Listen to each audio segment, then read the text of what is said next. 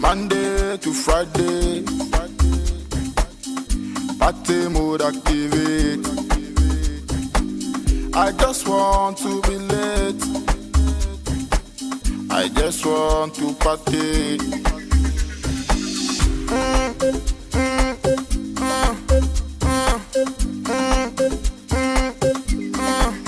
I'm in the mood, and I really wanna groove. I'm in the mood, and I really wanna groove. I'm smoking kush, and I really wanna groove. I'm sipping booze. I'm in the mood, I'm in the mood, and I really wanna groove. I'm in the mood, and I really wanna groove. I'm smoking kush, and I really wanna groove. I'm sipping booze. I'm in the mood. I want to hurt. See, they keep me waiting, but I want to hurt. It's about to be dirty. More Hennessy, my eyes can see. I just want to eat. Put it on me, please.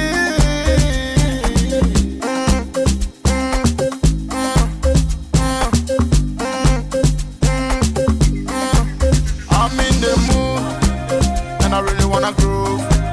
I'm in the mood, and I really wanna groove. I'm smoking kush, and I really wanna groove. I'm sipping booze. I'm in the mood, I'm in the mood, and I really wanna groove. I'm in the mood, and I really wanna groove. I'm smoking kush, and I really wanna groove. I'm sipping booze. I'm in the mood. Monday to Friday, party mode activate. I just want to be late. I just want to party.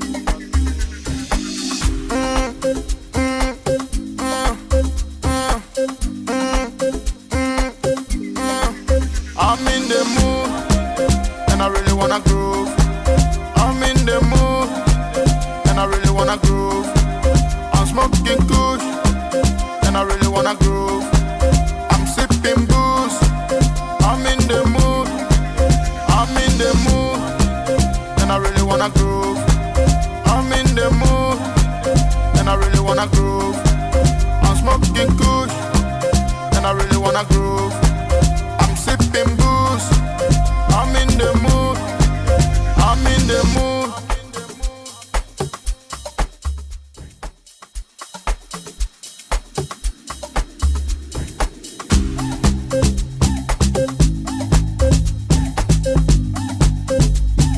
Good morning. I hope you can hear me. This is gonna be different.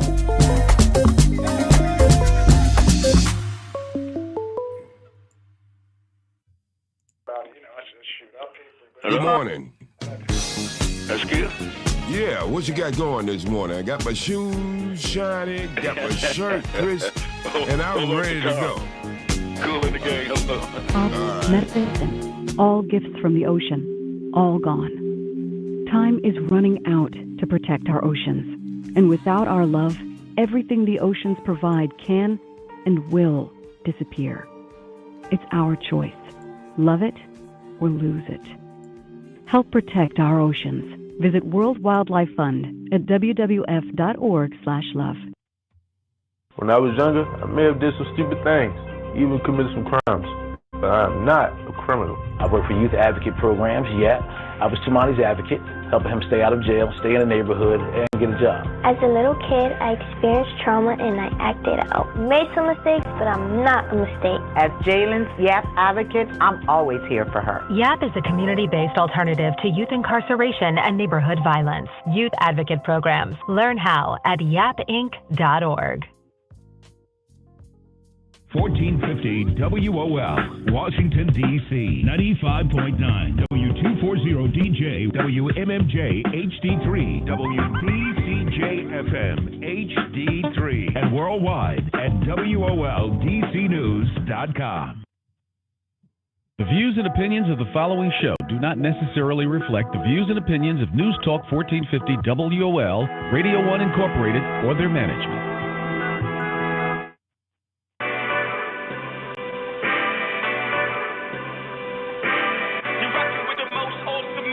The Carl Nelson Show.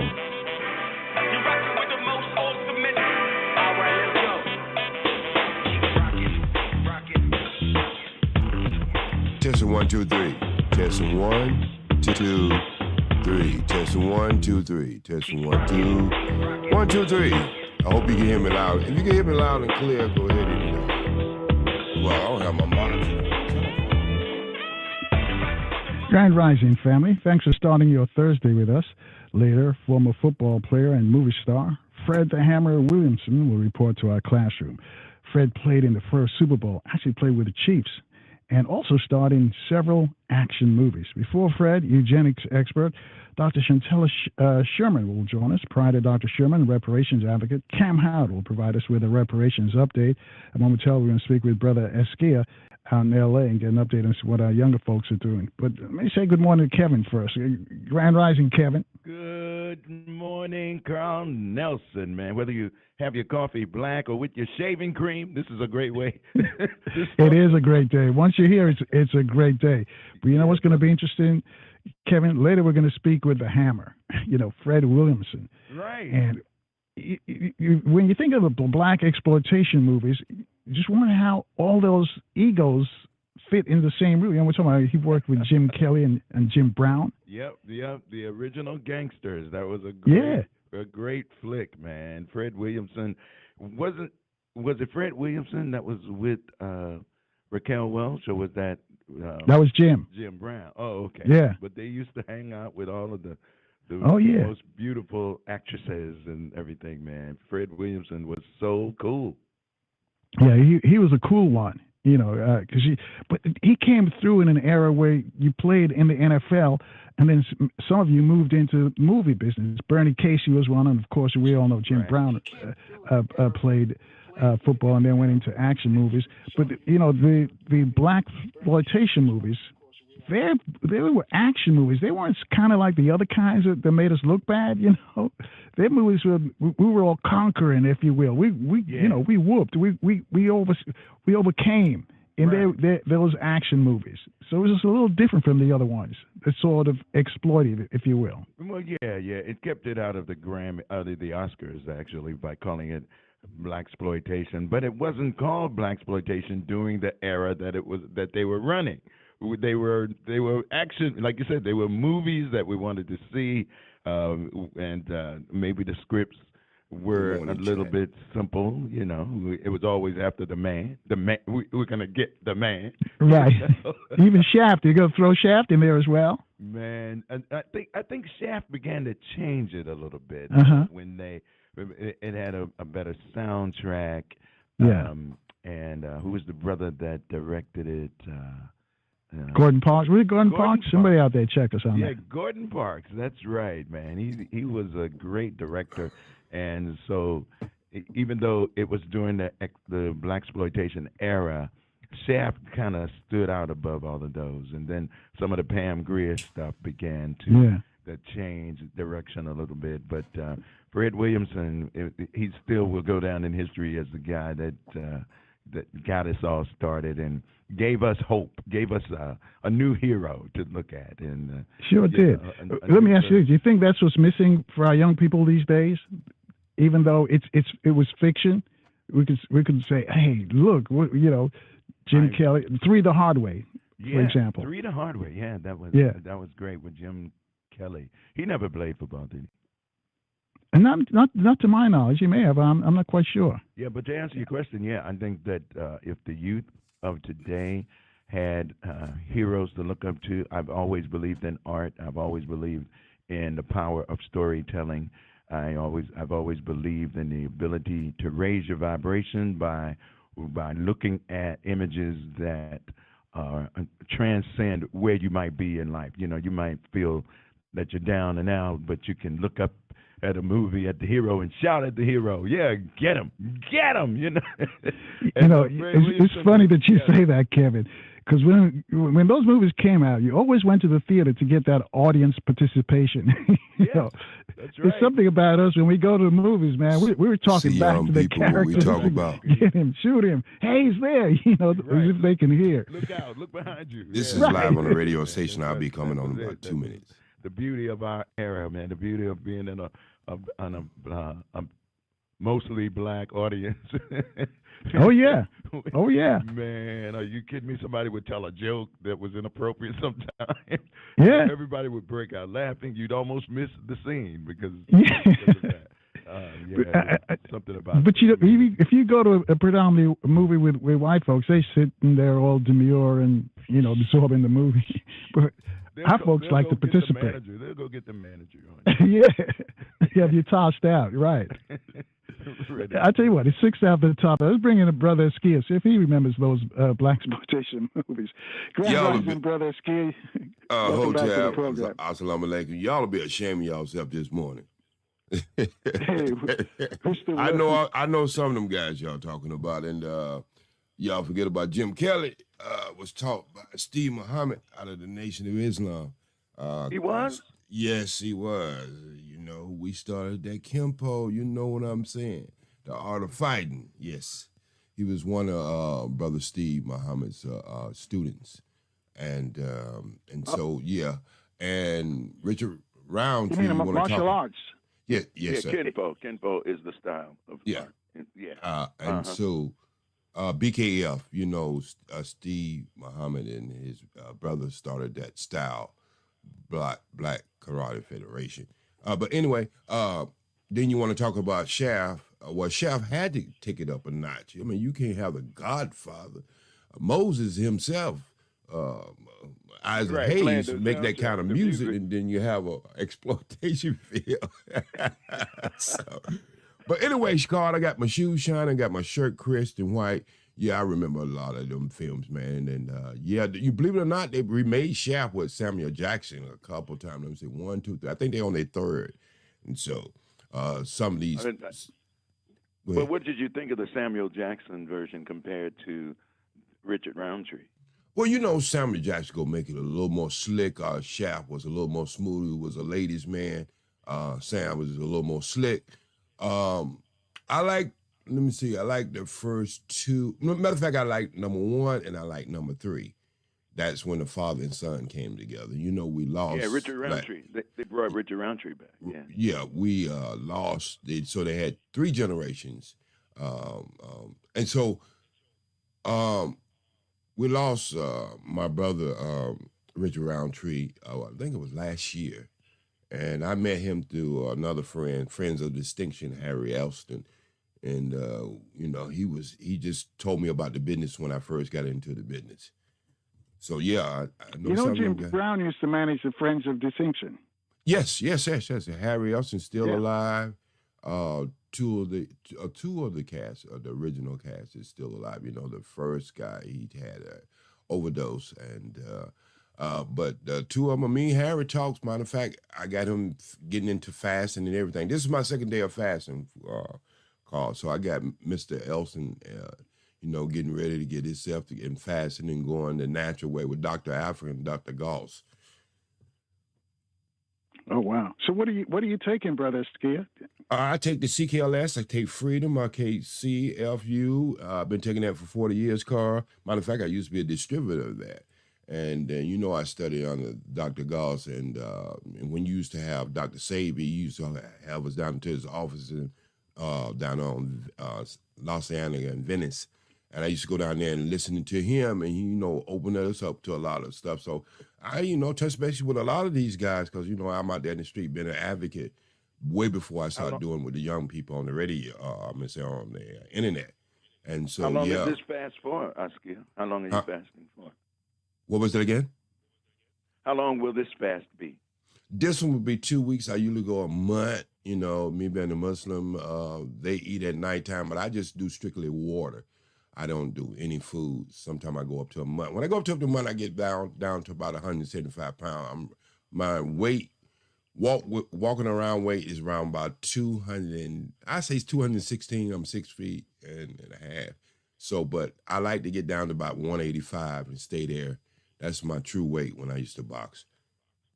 Is there another purpose for your fast?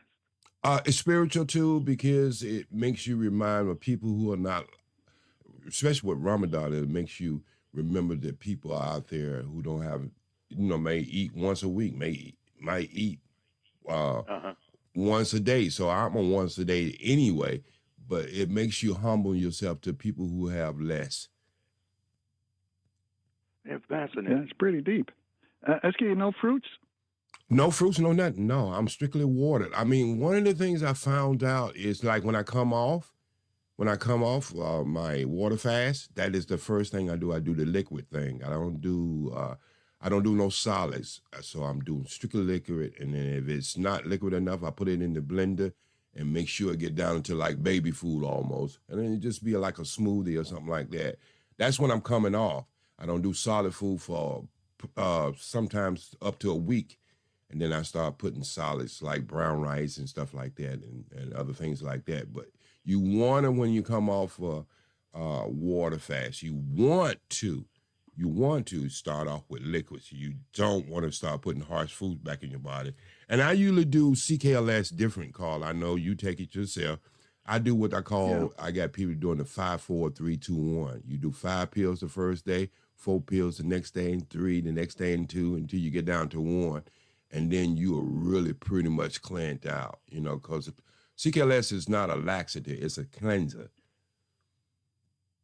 Yeah, and for the family just waking up at 12 after 12, their brother Skills with us. It's not what we were going to talk about. Let me just mention about CKLS, as you mentioned. Yeah, I take that every day. That's colon, kidney, liver, spleen. And as you mentioned, it's not a laxative. It cleans those organs for you. And that was created by Dr. Goss.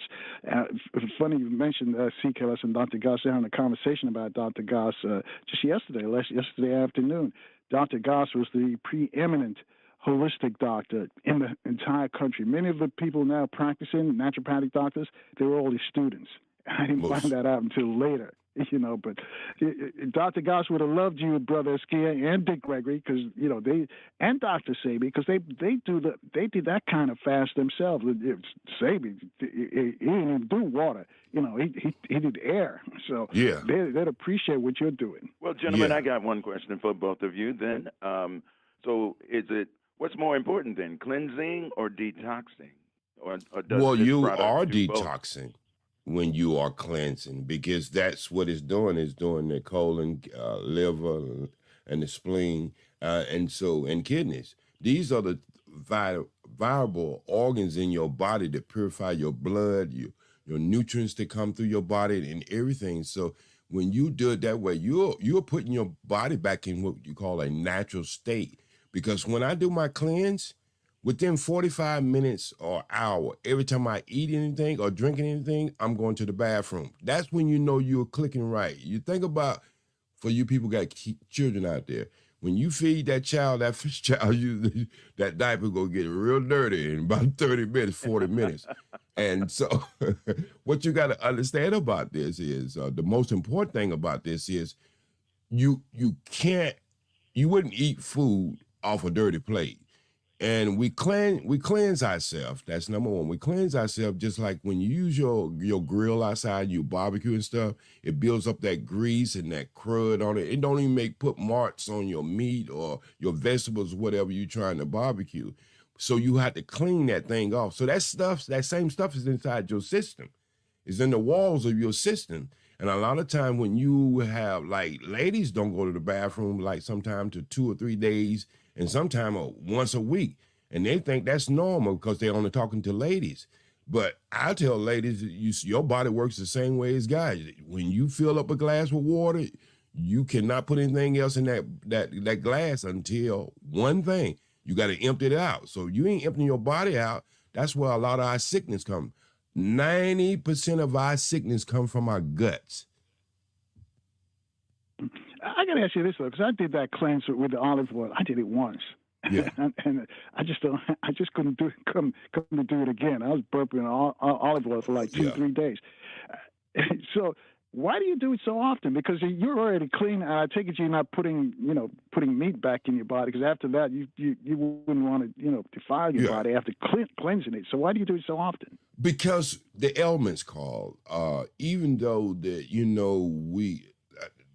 the air we breathe is so important to our body. If you think about it, that's the thing, is going like our heartbeat all the time. It put air in our lungs, and that's where our blood go at. And so the environment itself.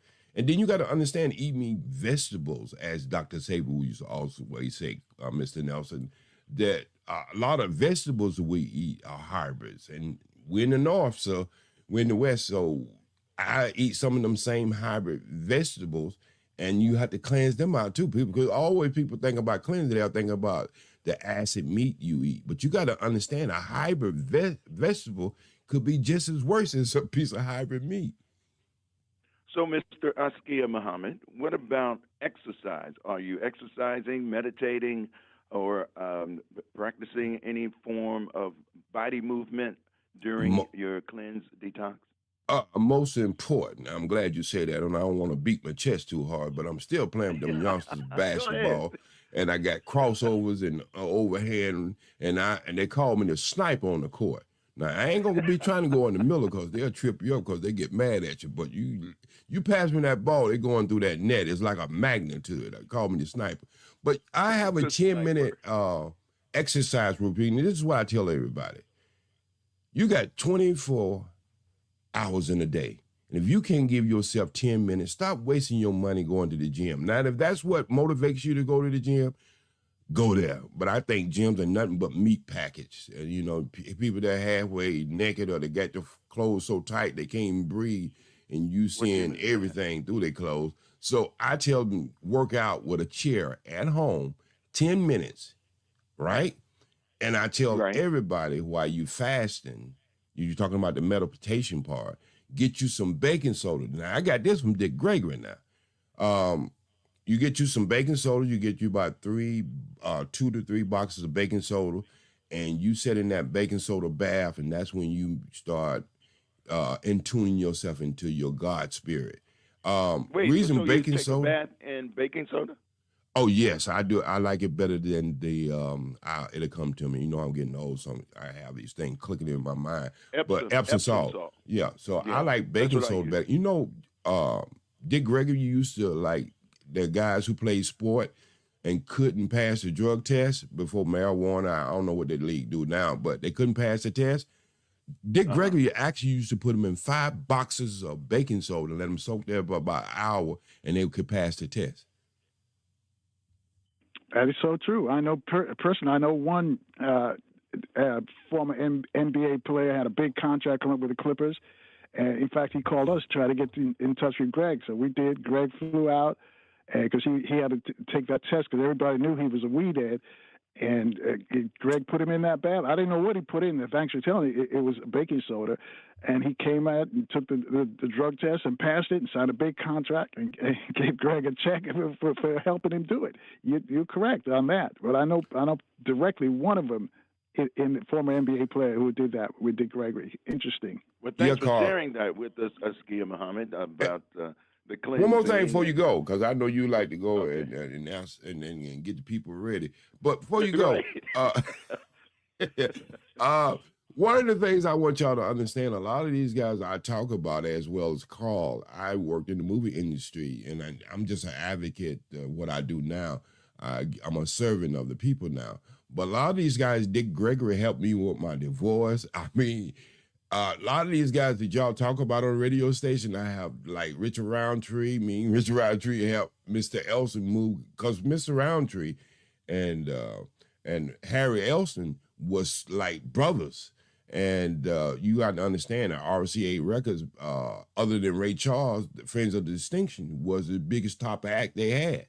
And so a lot of these people I hung with when I got here to California, just a little country boy coming here, and getting with the right people. But a lot of these people like herbalists and people stuff. Carl Nelson used to bring him on when he was on the radio station. Some of the guys I met actually after they came on the station.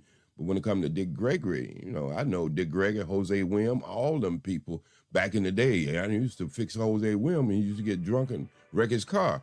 So I used to, you know, I worked for the DeKalb County fleet maintenance. So a lot of these guys I know personally. Hold that thought right there. You know, family, this is not what we intend to talk about. Sometimes the ancestors take over, and this is what happens.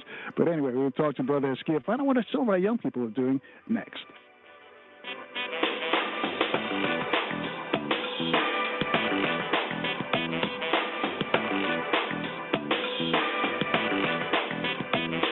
So young people, we will be talking about what y'all are talking about over the internet when we come back. Sorry to spill away from what the program supposed to be. SPWD Speak bringing to you live this morning. Call in. That number is active. Families in Southern California are returning to the unimaginable. Ashes where their homes once stood. Over 7,000 homes and businesses in Altadena and Pasadena.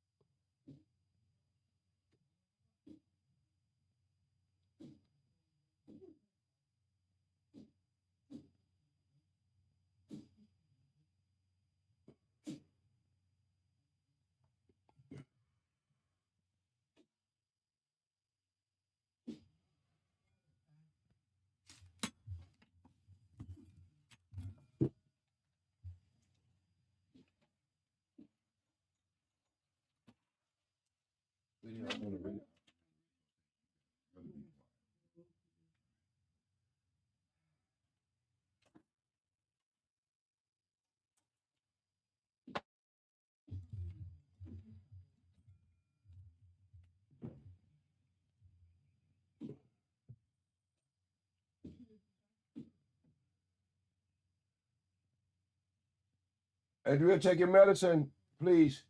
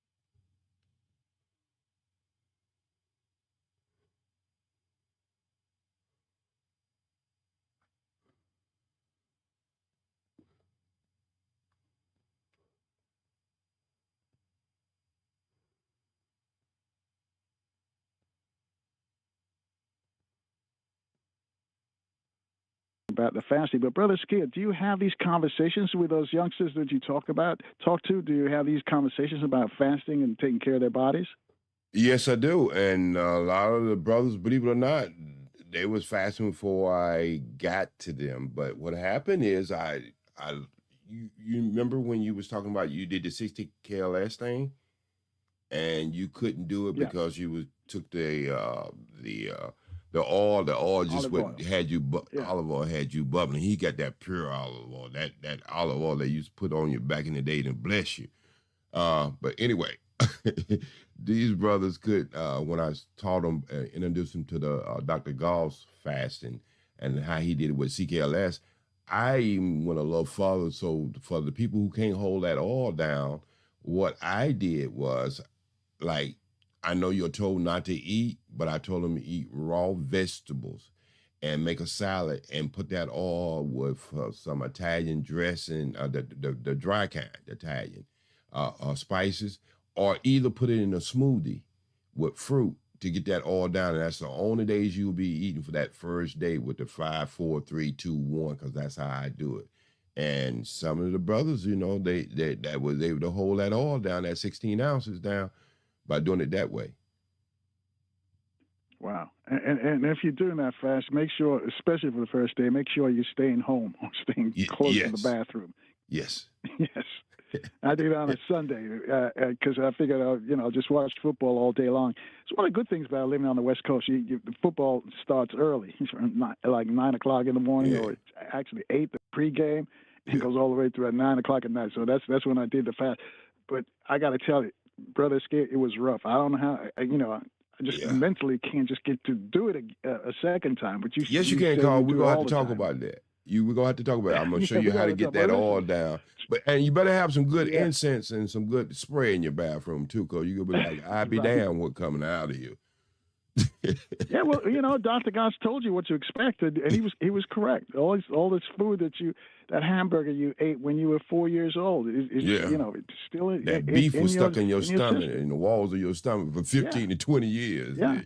And you feel when it's ripping off of you. I mean, but you feel great when it's over, though, Brother Steele. I gotta admit. Yeah, your skin, everything clears up. Clarity. Yeah. I mean, everything clears up. You have anything ailments? Some of your ailments go away. That's what people don't understand. Yeah. Like, I have put people on fast and they had a certain high blood pressure or diabetes.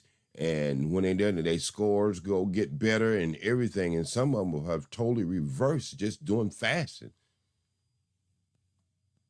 Right. Yeah, it's one of the things that Dick Greg and Dr. Goss, all of these naturopathic doctors. And speaking about that, Dr. A is going to be with us tomorrow. So if you know friends who have any health issues, make sure to call in. And they don't have to use their real name or their real city, but take advantage of Dr. A because she's a traditional doctor and a holistic doctor.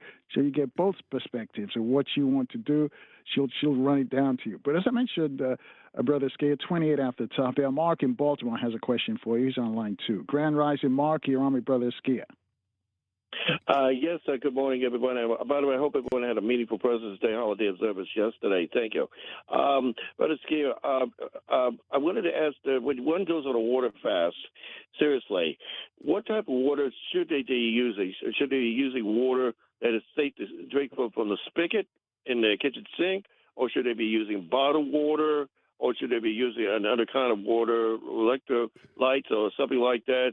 Water is water, but there's different kinds, and they come in different forms. So what would you recommend?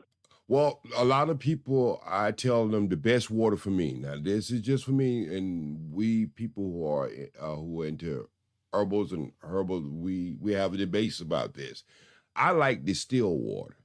I like distilled water, because that's nature's, it's real spring water to me. Some people like spring water. And some people just like purified water with the essence already in it. But I add a little salt, mining salt to mine. So to my distilled water, because it takes everything out. It's the same way alcohol is done, and you're just getting the steam, the freshness, all of it. So I do mix it up as I'm doing my fast, because you get this little metal taste in your mouth. And so a lot of times I mix up my water, but distilled water is my number one water to go with throughout the year. So, that's just the water I like to drink. I know people are getting all these waters with, stuff added to it and and all that. But I just say, if you just take what you like, I take distilled water, and this is what I do. I drop cucumbers in it, and I use the hug and everything, and it makes the water taste so refreshing. This is what I do when I'm not on my fast. And I add flavor to my water. I take oranges or any kind of fruit I got. I put in my water early in the morning time, and I drink that throughout the daytime. But when I'm fasting, I don't add anything to my water. I just use distilled water. Okay, well, listen, thank you so much, and I wish you shalom and all. Bye-bye. Bye. All right. All right, thanks, Mark. 30 minutes after the top there, Brother Eskia calling us from Los Angeles, waking up early on the West Coast this morning. Brother Eskia, our young people, let's talk about our young people. You say that many of them are doing what you would do, cleansing and fasting, but politically and socially, where are they now? Are they happy? Are they pleased with what so far they've seen? Because many of them supporting Donald Trump, as you shared with us. Are they happy with so far the results? Yeah, they're, you got a segment of them who love Donald Trump and what he's doing. Then you got another set of them who's pushing back. One of my friends, we talk, periodically, we talk, out through the week. And he's totally against what Donald Trump is doing. And he's been doing shows on it. And he has matter of fact, they're listening to you as we speak right now, Mr. Nelson. I hope some of them call in. Some of them are dissatisfied with Donald Trump because they think he's, in the end of the day, is going to destroy something and he's doing it too quick. But most of the guys who are the ones I'm talking about, who's out there, who's out probably six-figure guys, 100,000 guys, 1,000 and up guys, they are loving what Donald Trump is. But the biggest thing is going on now, Mr. Nelson. We'll get back to that. The biggest thing is going on is the halftime show. Now, they're having real debates on the halftime show. Was it good? Was it bad? Did it have a message to it? And it is tearing up the internet. Matter of fact, the halftime show that Kenneth Lamar did, it broke all records, as far as viewership.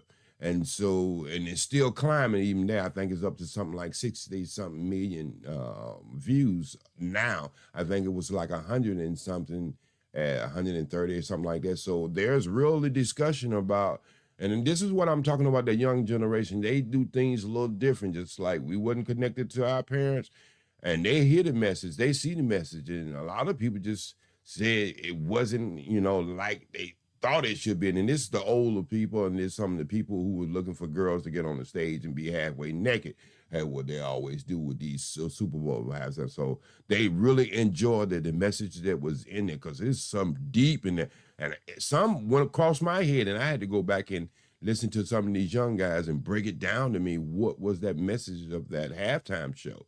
And so, I mean, it was a masterpiece. It went over a lot of white people's head, and they still trying to think about what the hell happened even to today. How did they let this guy get on there? Brother Eskia, the young people, they appreciated the fact that the sisters weren't on the show bumping and grinding and doing all that kind of stuff. Oh, they appreciate that, Carl. Did they get that? They got that, and that's what made it so classic. You had these women, I mean, usually in them shows, they got women halfway naked and all that kind of stuff, and that's the general crowd who looks for all that, the crazy commercials and all that. But this guy was to me, I'm just telling you, after I looked at it, when I first looked at it, I liked it, but when I really went into it, this was a masterpiece as far as information. How he broke it down. Everybody thought it was just him against Drake. No, he told you from the beginning, this is bigger than music. He said, the revolution will be televised, but you got the wrong guy. So, well, let me ask you this, Brother Eskia. Do you think if he told the NFL or even told Jay-Z what he was going to do, they would have allowed him to do it? What you mean told them? They was down there rehearsing. They had to know what this guy was going to do. It wasn't no surprise to them. But they didn't get it, though. That's what I'm talking about. Many of our folks didn't get it. Yeah, they didn't get it, but just like I say, he was rehearsing. They just thought he was up there doing perfume stuff, Compton stuff. This guy was breaking down our history, how we are going about it, the separation. You seen the separation with not only just the gang member, but you see the separation in the flag and how he brought it all together, where they was kind of like every other East person. Wasn't no more separation in certain songs. How he broke it down. I mean, yeah, they didn't get it, Carl, but these young people, they got it. Yeah, but you think if they knew, if the NFL knew what he was about to do, and the implications, already they say they're going to change the halftime show, would they have allowed him to do it? That's my question. No, I don't think if they understood what he did, there's no way in hell they would have had let him do that. He slipped one over them. See, this is why I say we got to be playing chess like they do. And you're right. There's two things, and it's both been black, have always changed the NFL halftime show. Do you remember when Living Color was on, and they did a halftime show? And this is why we got these big halftime shows in the NFL now, because Living Color blowed them out of the spot. Everybody went from the NFL and started Living Color at halftime, then went back to the game. So this is the second person who's black has changed the way the NFL look at their halftime show. And having said that, at 24 away from the top there, you think we're going to see another black performer at the halftime show anytime soon? You can't have, but you look, just like Ken and Lamar said, you can't take away the influencers. We influence people all over the world with our style, our swag, everything. They're not going back to the old boring days. I mean, remember how white people used to sing in the 60s and the 70s, even on Sundays.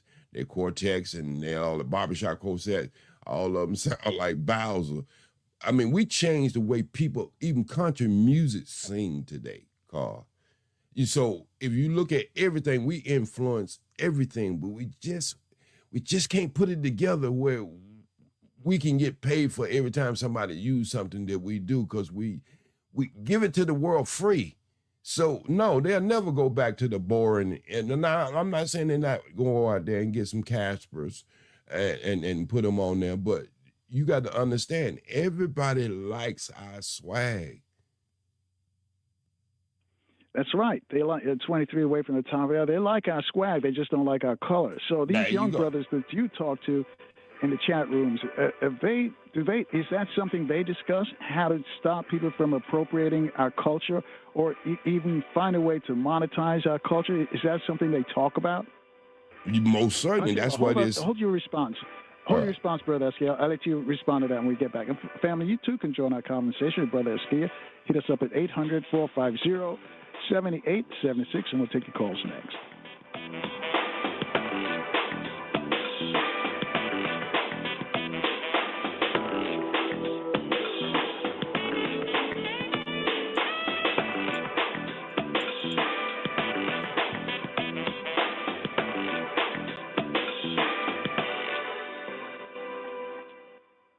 This is WOL News Talk 1450 AM and 95.9 SPWD FM. like to say good morning to y'all out there. You've heard me on the Roland Martin Show and on the Carl Nelson Show. I'm the one that's I'm live on the radio, so this is what I do like once a month, twice a month. The Ask Dr. V Show, it will be coming to you every Friday from 11 a.m. to noon on WOL. Call in. So get That ready number to is ask me your most pressing healthcare and wellness questions. Open Call for in you or to call email in, at info give your at perspective what the younger generation versus That's the old info generation. At How we think different. AskDrV.us. The Ask Dr. V Show, where you can be informed and empowered about healthcare issues that are important to you. The IRS finally caught up with Louie. I had paid my taxes in 8 years.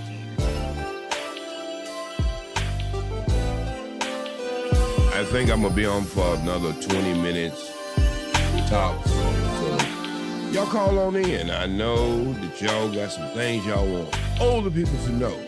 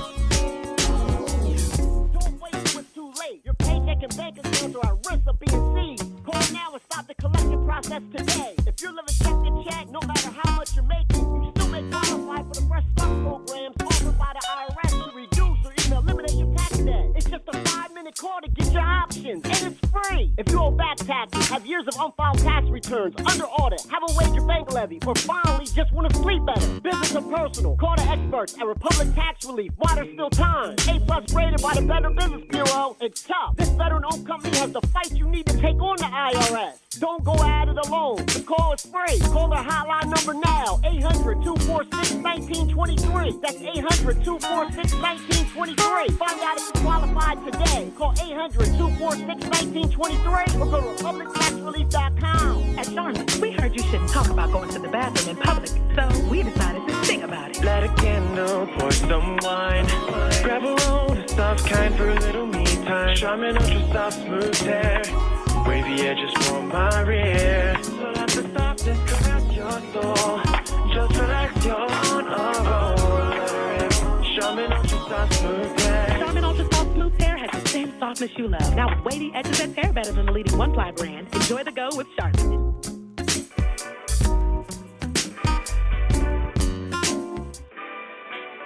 Now back to the Carl Nelson Show.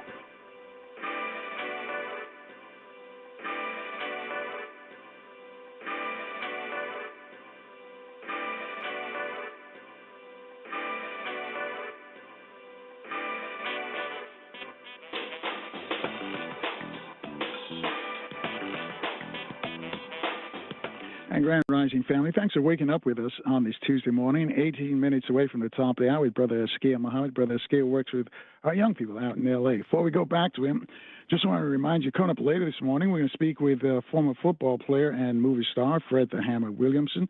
Also, Dr. Chantella Sherman's going to join us, and Cam Howard's going to give us an update on reparations. Dr. Sherman's going to talk about eugenics. And later this week, you're going to hear from clinical and psychiatrist Dr. Jerome E. Fox, Addicted to White, you know, his best-selling workbook. And holistic and traditional doctors we mentioned, Dr. A will be with us. So make sure if you're in Baltimore that your radio's locked in tight on 1010 WLB. Or if you're in the DMV, though, we're on FM 95.9 and AM 1450 WOL. All right, Brother Askia, I'll let you respond to my question. Okay, but just before I respond to your question, I want all the listeners today, it's very important you think this war between black men and black women is outrageous. I'm going to tell you some of the things the young people believe. They believe the older generation, we don't care about what they think. We think they just crazy and they just out there doing a bunch of crazy stuff. But I want the older people to start touching bases with younger people and let them understand we do care about what they think, because they are our future and their children will be the future of the future.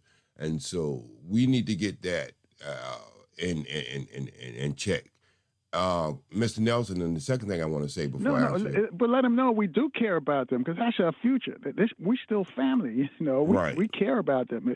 You know, sometimes we have disagreements, but that happens. That's a generational thing. But yeah, we do care about them. That's why we talk about them so much. If we didn't care, we'd just ignore them. You know. Right. But yeah, go ahead and finish your thought. And so I want us to do, because it's not what you do, it's how they feel about certain things. So we do care and they don't feel like we care, that means there's got to be some kind of breakdown. And it's on their part too, because they get to the point, they don't care about us because they feel that, you know, it goes back and forth that we don't care about them. And they could be harsh towards us sometimes. I mean, a lot of older people don't even speak to the younger generation. You know what I mean? When I was coming up, older people always spoke to me coming up, even though they did have a disconnect in what we might, our dance, our hair, and everything else. They didn't understand it, but they said, "How you doing, son? How you doing today?" Older people, you know, they act like they're scared of young people. But Brother Skid, that goes both ways, because you have younger people who would. Yeah, it cuts both ways. You have younger people. You know, we never used to hear profanity. You would never think of cussing in front of an adult. It doesn't have to be a relative or somebody you know. It's just a mark of respect we have for adults. I've got so many, some of our listeners who called in. The one I remember, the elderly lady says she's on the bus in D.C.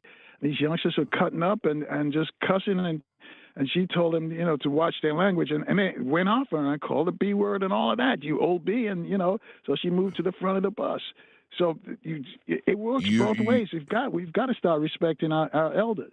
You're right, Carl. But you know what I found out? There's a way of doing it. There's even a way of making a young man pull his pants up.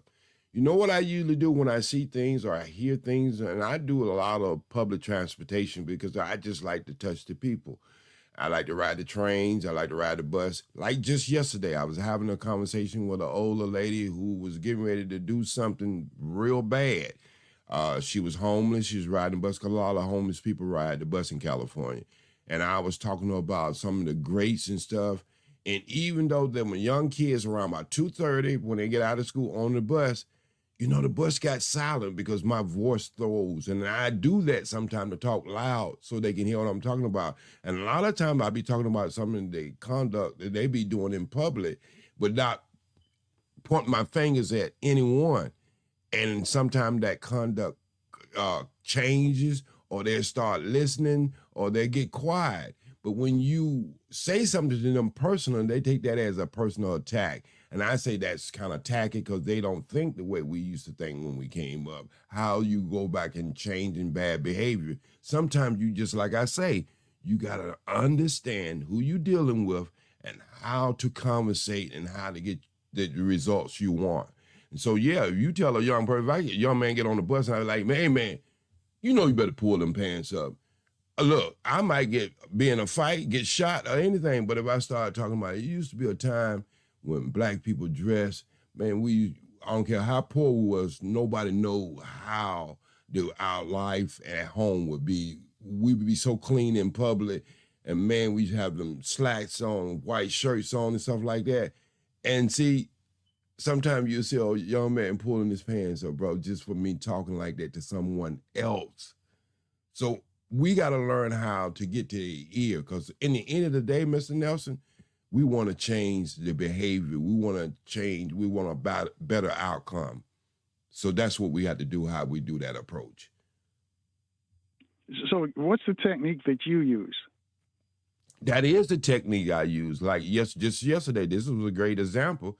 Me talking to a lady who was getting ready to go out there, and she was getting ready to get into some crystal meth. And this lady had to be about she said she was 62. And I started talking, and everybody, I don't even know other people was listening, and other people were listening. When I got off the train, even the person who was cleaning the train, she said, I listened to what you said, and you made good sense. And I was even changed the lady who I was talking to. She was like, I remember Dr. Claude Anderson. I started talking about Dr. Claude Anderson. She said, I remember The Good Life and stuff like that. This woman probably used to call in on your radio station at time to time, Mr. Nelson, when you was out here. And she was getting ready to go out there and do, she was hooked on this crystal meth. And I just seen tears come down her eyes, and I wasn't talking low. I got a loud voice, and tears started going down her eyes. She was like, this devil's on my back. And I say, sister, don't worry about it. We all have to wear crosses. But we got to decide when we go throw that cross off our shoulders. And tears start coming down her eyes. So I know what I was saying was hitting her. So that's what I'm saying is everybody can't be a leader, Mr. Nelson. Everybody is not, a leader is born. Techniques is learned, but a leader is born. And so you have to be trained how you communicate with people, and they call that emotional intelligence, what you're about to say, how it's going to affect them. You know what I mean? Nobody would want you to, even though you might smell, Mr. Nelson, you get on the train, nobody would want you to embarrass them. Hey, man, you stink. You know what I mean? You ain't even asked the brother where he's living. You haven't even asked the brother have he even have a home. You don't even ask the brother have he even somebody offer him some water to take a bath.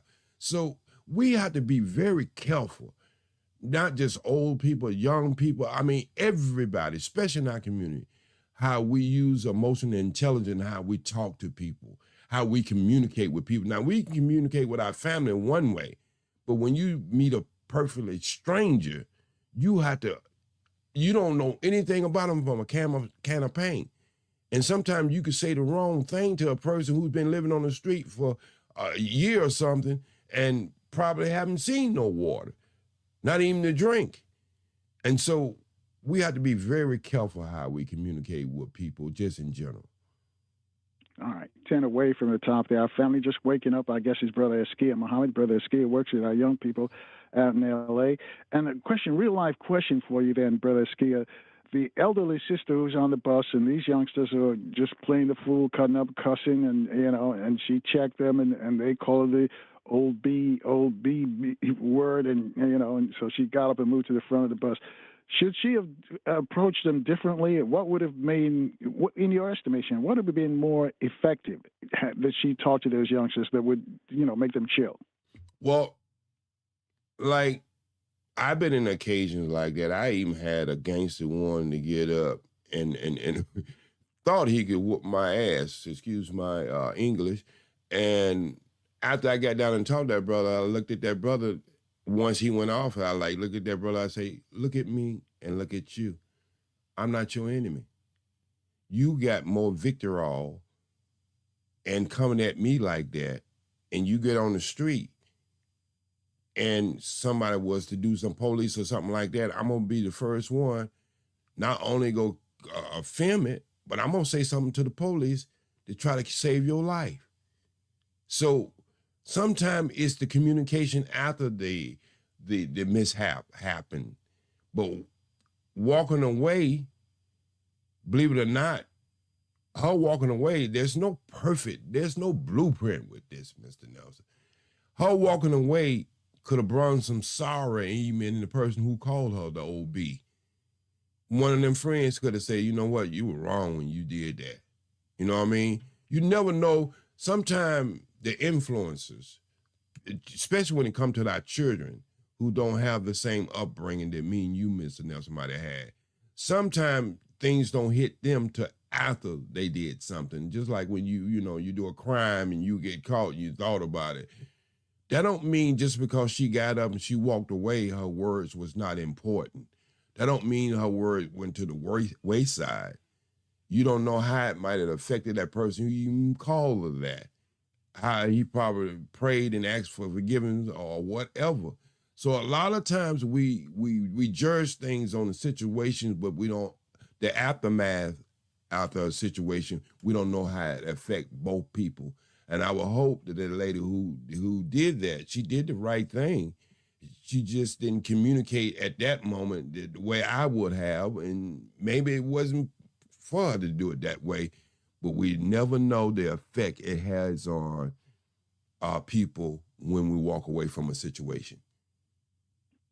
All right, 7 away from the top. You mentioned many of our young people, young brothers, have some sort of disdain for sisters. Do they badmouth because you're in the chat rooms with them? Do they badmouth the sisters? Are they still doing that, or have they shifted their focus?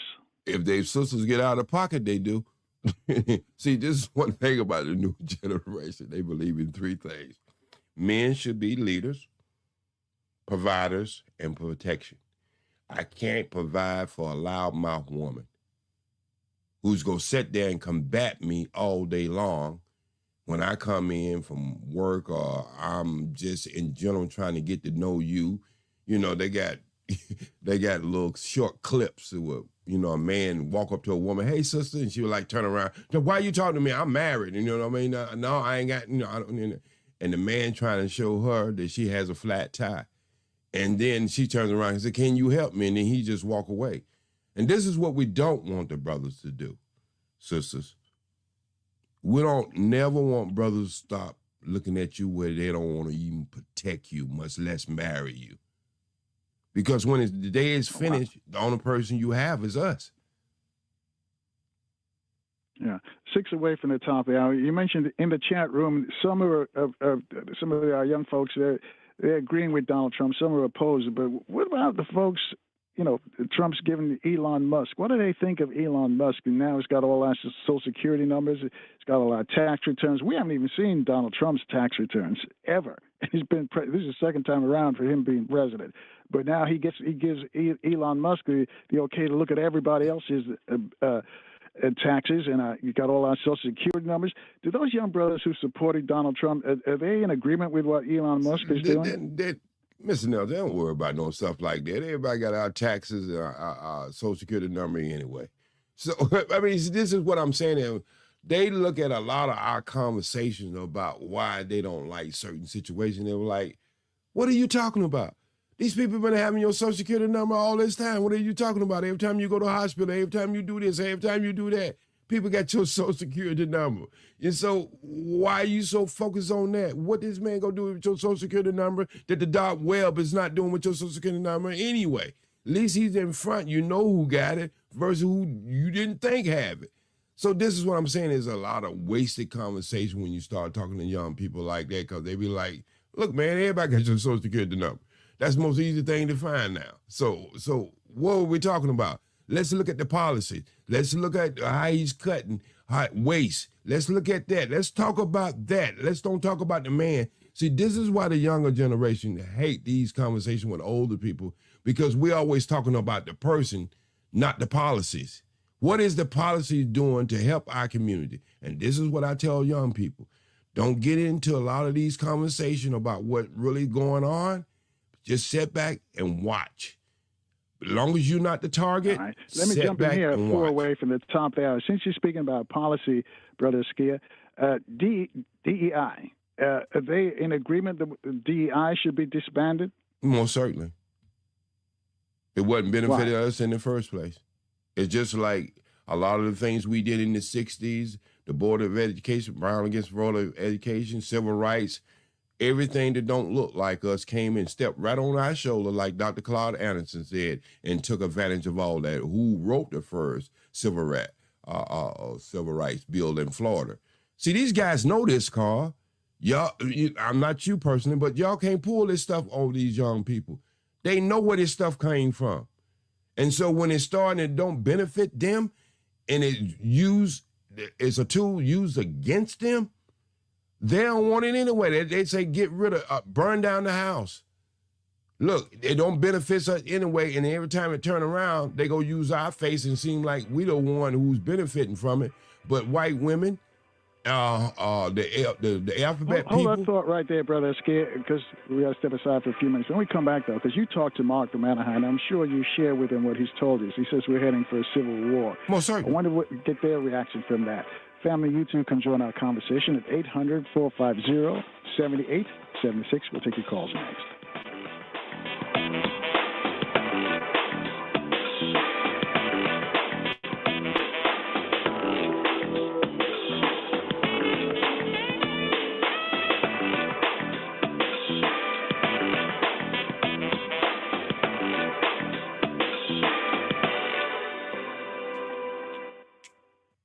Is WOL News Talk 1450 AM and 95.9 FM 959. Bring Natalia Esquire, Slater Schulman, LLP. Attorney Advertising is responsible for this ad. Attention, former childhood residents of juvenile detention centers in Maryland. If you were housed at either Charles Hickey School, Backbone Mountain Youth Center, Thomas Waxter Detention Center, Cheltenham Youth Detention Center, or any other juvenile detention center at any time in the past and were a victim of sexual abuse, now is the time to come forward, as you may be entitled to substantial financial compensation. Maryland Department of Juvenile Services faced complaints about rampant sexual abuse for decades and failed to protect.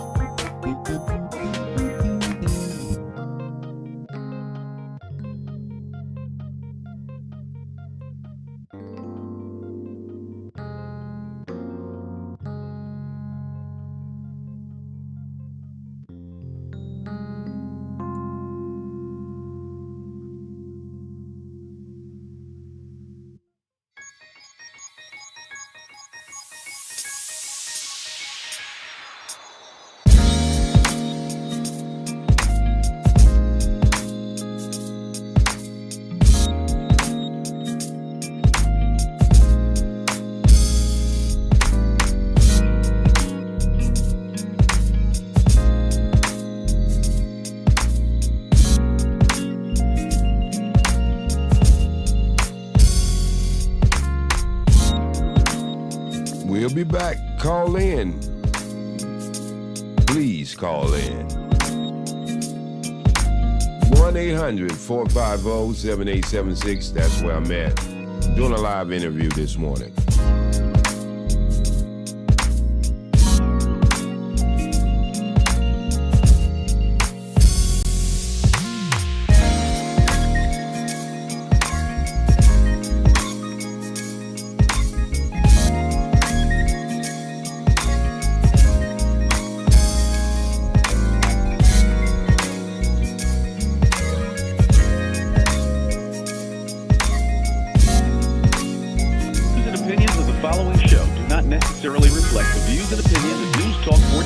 WOL, Radio 1 Incorporated, or their management. Go ahead and call in.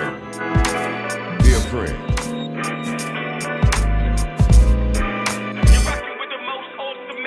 The Carl Nelson Show. You're rocking with the most ultimate. All right, let's go. Keep rocking, rocking, rocking.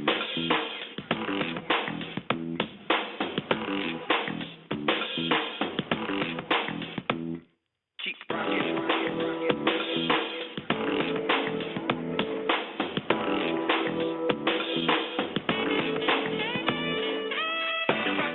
Grand Rising family, thanks for waking up with us on this Tuesday morning. Our guest is Brother Askia, and we've got Brother Cam Howard talking about reparations on deck. So, Brother Askia, in the interest of time, we'll talk about what Mark Ranheim has shared with you, and if you shared it with those young folks in the chat room. But in the interest of time, my question to you, my final question, is about reparations.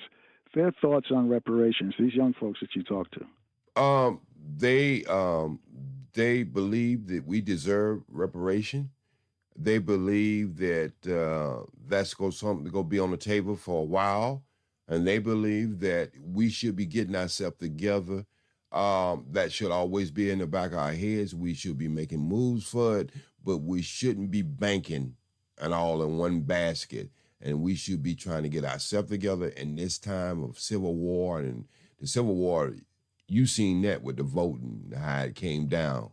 We've been in Civil War, and I think Mark would agree along with me that the Civil War started way back before 3 or 4 years ago when he talks about that person walk in and shot that sheriff in the head in the restaurant, them two, and he told you that the Civil War began then. And so you can look at the voting. It's not going to be like the Civil War that we think about when we use the word Civil War. It's a different way it's going to be. It's going to be the way you're going to have to look at it. But look at the voting. You can see this half of the country we're at war. Look at the news. The Democrats, the people, the Dixiecrats, the Democrats, the Republicans, they going at it every day. So this is just going to get worse before it get better. And so we just got to be, as black people, we got to just sit back, get our I's dotted and our T's crossed, and focus on us. We always try to focus on too much. We should be focused on how we go maneuver between all this is happening and get ourselves together, get our money together, stop buying these things that we don't need, stop trying to live beyond your means, and focus on your family and focus on how we maneuver between this time. Yes, the Civil War has started. Yeah, all right. Brother Askia, caller wants to know where to get CKLS. How'd you get yours? I was out in L.A. I stopped at Simply Wholesome and got some because a lot of the restaurants and places in L.A. just sell it.